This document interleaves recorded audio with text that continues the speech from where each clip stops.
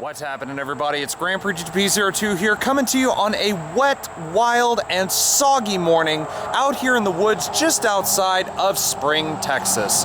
But as Jeremy Clarkson once said, it has been enlivened this morning by the arrival of this beautiful electric blue metallic 2017 Hyundai Elantra Sport. However, that is not just any ordinary Elantra Sport.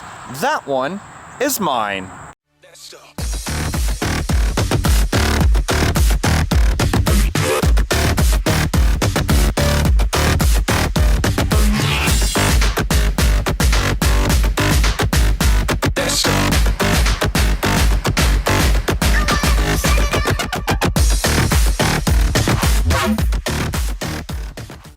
Alright everyone, so here she is, my brand new 2017 Hyundai Elantra Sport. Now I have done a full review of one of these already, and if you guys want to find out every single detail you could possibly want to know about one of these cars, check out the link in the description box below, and that will take you to my full review of this car. But in this video, we're just going to be doing a quick little introductory tour, showing you around the car, going over all the specifications, both technical and also as far as the options go that I selected for this particular car, and there really aren't too many for one particular reason. Now hopefully throughout all the content that I'll be doing with this car over the 3-year lease that I have this vehicle, hopefully I will be answering some of the questions that you guys have had as to, number one, why I chose a Hyundai over all of the other brands that I've tested out there over the years, especially in this particular car's category, and also why I got rid of the Mazda so soon. But enough about all that, let's talk about this particular Elantra Sport here. This particular one does not have the premium package. That's the first and foremost thing that I wanted to say about that. Because I was looking for a car that could fit within a certain budget, I decided to not go with the upgraded options. Now this particular car, as it sits, costs about $21,500. However, if you step up to the Elantra Sport with the premium package, you're talking about $26,000 plus, and I of course could not fit that into my budget.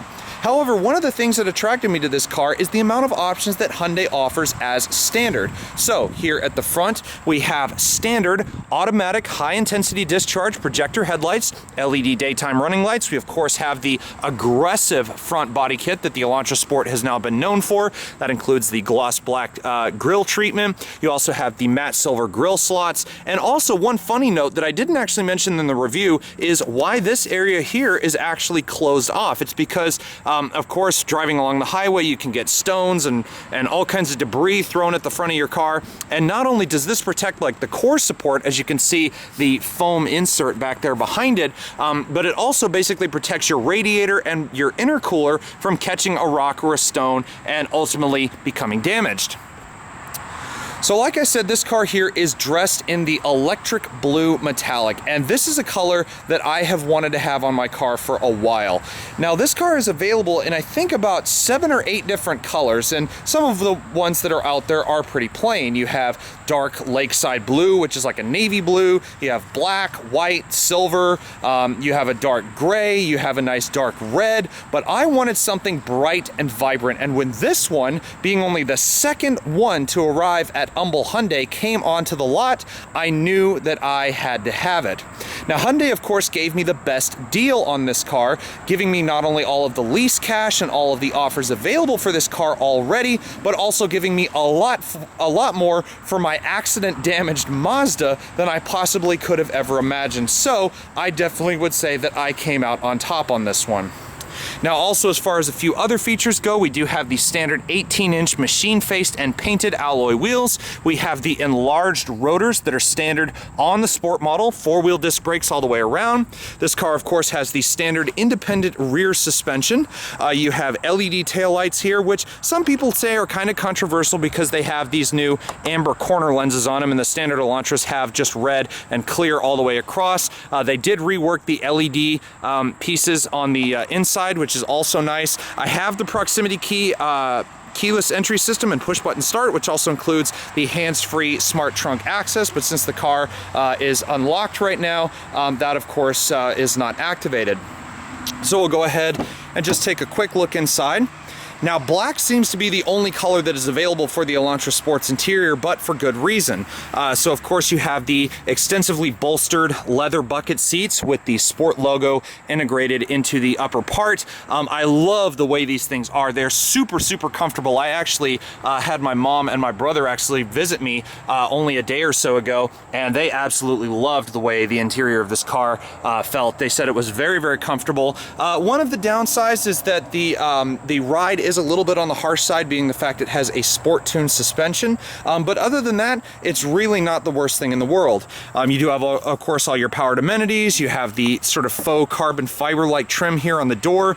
Still kind of bothered that they didn't put like a splash of color here on the door, but nevertheless, you step down inside. I bought this car, or should say I leased this car with 13 miles. It already has 238, but that's because I've been driving around a couple of different places lately, but hopefully I'll keep the miles down. I have 12,000 a year that I can use. You have the standard touchscreen display, so I'll go ahead and start the car here. Love that startup. This car purrs so gently when it's at idle, and when it's a cold start, it sounds really good too. But as you can see, I still have the standard Android Auto, Apple CarPlay. I have the Sirius satellite radio, but I again do not have the Blue Link or any other things like that. I still do have the SoundHound music identification, so that's nice to have. But I also am missing the dual zone climate controls. But again, these are just things that I really could do without. They're not really anything. There's not really anything that I absolutely needed. I never really use a sunroof. Android Auto, since I have a Samsung Galaxy, Android Auto uses Google Maps, so I definitely have navigation and things like that with the car. I love the paddle shifters here on the steering wheel. That's also nice to have. All the controls, your driver information display up there. Love that gauge cluster as well. And yes, sadly, I did go with the 7-speed EcoShift dual clutch automatic transmission instead of the more enthusiast preferred 6-speed manual, like you would normally think of with, say, a Veloster Turbo. But the reason I got this particular transmission is because Hyundai has done this car wonders. I know I said in my review of the Elantra Sport initially that I really don't like the dual clutch transmission, but Hyundai went back and basically updated this dual clutch transmission to be a lot smoother. For 2015 and 16, it was really jerky. It would kick you around. It just did not feel like a very nice transmission at all. However, this one even has a creep mode in it. You can take your foot off the brake and there's no hesitation whatsoever. It drives like a perfectly normal automatic transmission, and the shifts are still super quick. The paddles are unbelievably responsive, and I'll show you that in a separate video when we take this car for a drive. But really, I just have to praise Hyundai for going back and refining their EcoShift transmission, because now I think it is a proper driving dual clutch transmission, and one that will actually be pleasing to most people who don't want a manual transmission in their car. And also, I got this transmission because there is a lot of traffic here in Houston, and it does get pretty bad. I do have the heated seats in front. I've tried those out already. They work amazing. The drive mode select, you of course have sport mode or normal mode, no eco-mindedness here. You of course have my drinks that I have in the morning, and then you have my phone in here, which is charging on the separate USB plug in the middle. And overall, I mean, this car is just absolutely wonderful. It's everything I wanted and nothing that I don't. I really think Hyundai has knocked it out of the ballpark with this one. Now, I'll just go ahead and show you the rest of everything. So we'll pop the trunk, unlock the rest of the car, just give you a quick peek in the back seat, and yes, I have the key fob in my pocket, which is why it's making that noise.